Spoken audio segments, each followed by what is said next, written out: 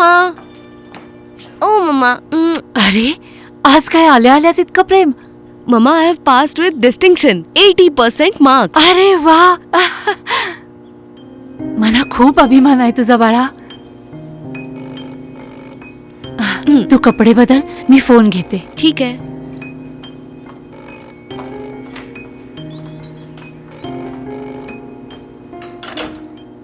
Hello.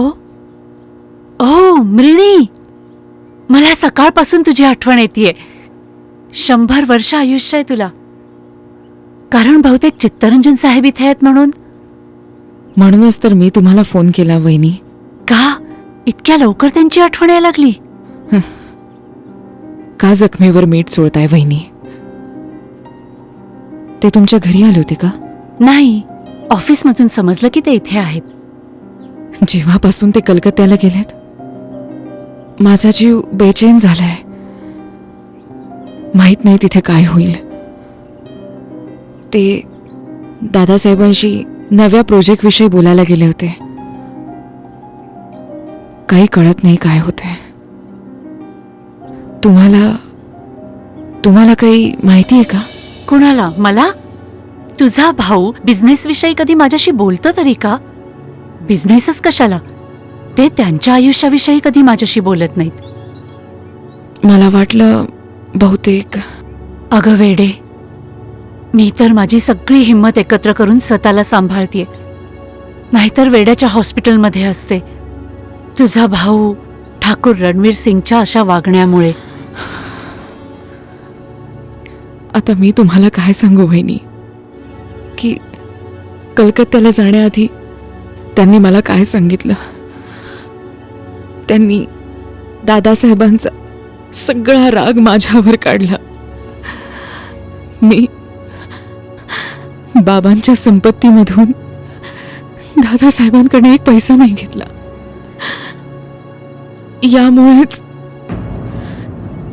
ते माहित नाही कुठल्या जन्माचा बदला घेतात.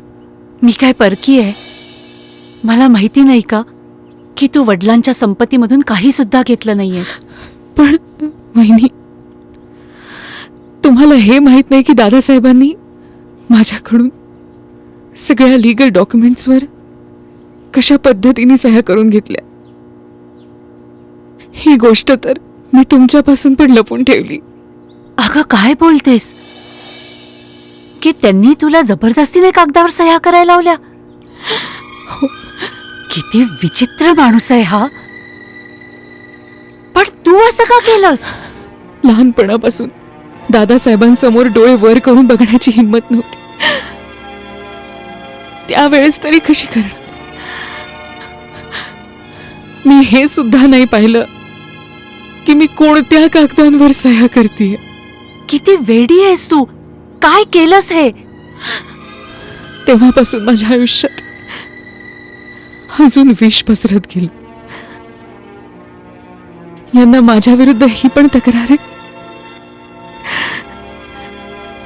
वहिनी, तुम्ही दादासाहेबांना कसे करून पटवा की हे प्रोजेक्ट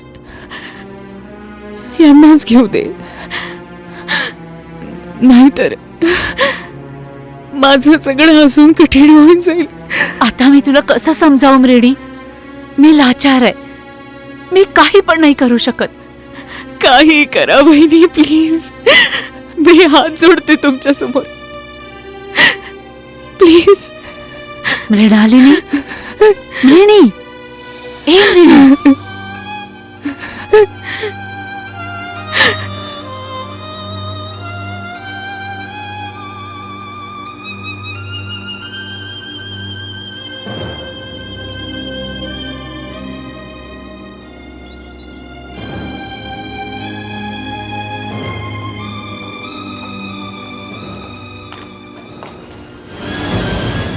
या घरात डोळे उघडून का कोणी नाही चालत?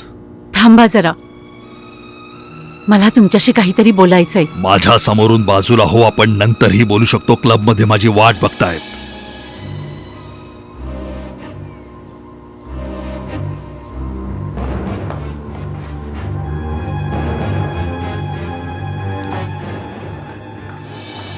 तो माझा पाठलाग करणं का नाही सोडत? काश मी असं करू शकले असते. मला माझ्या नवऱ्याच्या सगळ्या गोष्टींबद्दल माहिती होतं, पण त्याने धोका आणि विश्वासघात केलाय हे आज समजलं. काय काय बोलात तुम्ही?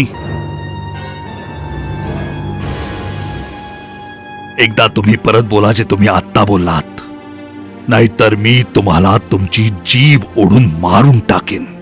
ज्याच्या मनात पाप असतं तोच असा घाबरून जातो. माझ्या सहनशीलतेचा अंत पाहू नकोस पद्मा सिंग. मी कोणाला धोका दिला, कुणाशी गद्दारी केली? काय हे खरं नाहीये का की तुम्ही तुमच्या छोट्या बहिणीला वडिलांच्या संपत्तीमधून काहीही नाही दिलं? नाही, हे सगळं तिने आपल्या मर्जीने केलं, आपल्या मर्जीने. खोटं बोलताय तुम्ही.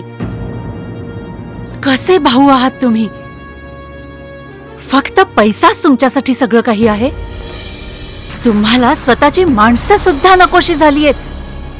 आपली जवळची माणसं सुद्धा नकोयत. बस बस, आपल्या या लांब लचक जिभेला लगाम द्या, नाहीतर मला माहित नाही मी काय करून बसेन. हा, मला थांबवण्याचा प्रयत्न नका करू. Get out of my way. मला तर लाज वाटती हे विचार करून की मी तुमच्यासारख्या माणसाशी लग्न केलंय.